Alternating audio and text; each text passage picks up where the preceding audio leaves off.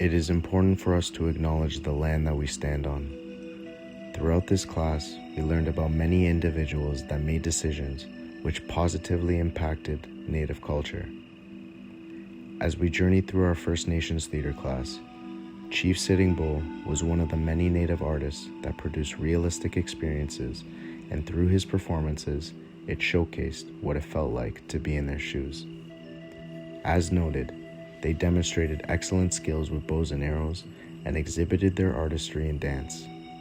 What left a great impression were the historical reenactments of attacks on settlers and overall, just straight violence. This was impactful and truly made people realize the hardships in which these individuals were confronted with.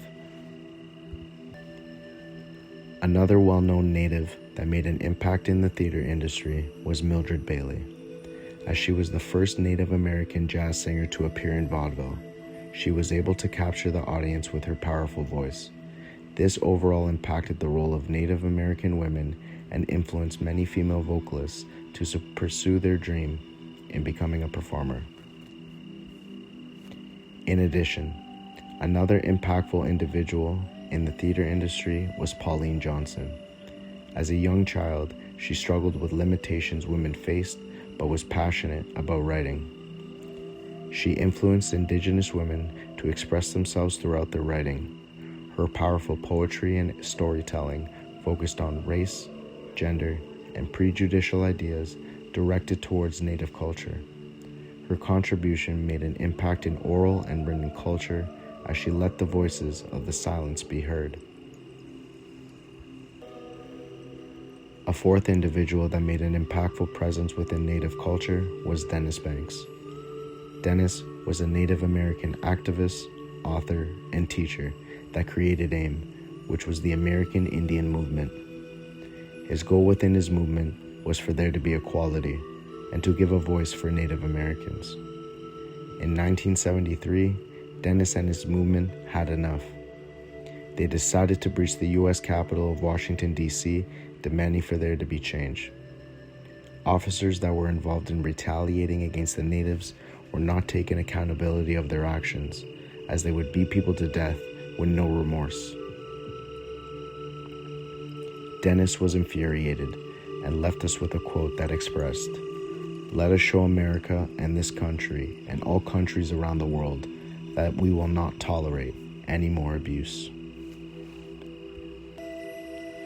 Finally, Yvette Nolan. Her importance, artistry, and her vision through education continues to inspire many individuals around the world with her outstanding leadership. Her goal was to be able to give a voice to characters in order to unite and explore the relationships between Canadians and Indigenous individuals. In the eyes of Yvette, it was important that her performers express themselves through their performances so that their voices would not disappear. It was important for her that these performers were visible and were able to communicate their hardships on how they were depicted in the world. Medicine theater was a type of theater she used to express the connections within artistry and the development of a contemporary Indigenous theater practice. This allowed individuals to speak out and no longer be silenced. Her determination has made a huge impact not only on Indigenous culture, but also for women. It was important for Nolan to make sure that women were not marginalized as time is finite. It was time to understand that everything mattered and many lives were being affected. After studying many Indigenous groups and individuals that made a huge impact on Indigenous culture, Chief Sitting Bull, Mildred Bailey, Pauline Johnson, Dennis Banks, and Yvette Nolan all each shared their own stories and hardships on what Indigenous people continue to face. Their voices were never silenced, regardless of the media and how they were depicted. Through the art of theater and the reality of the world, the strength and the resilience of these Indigenous leaders allowed them to unite together as one.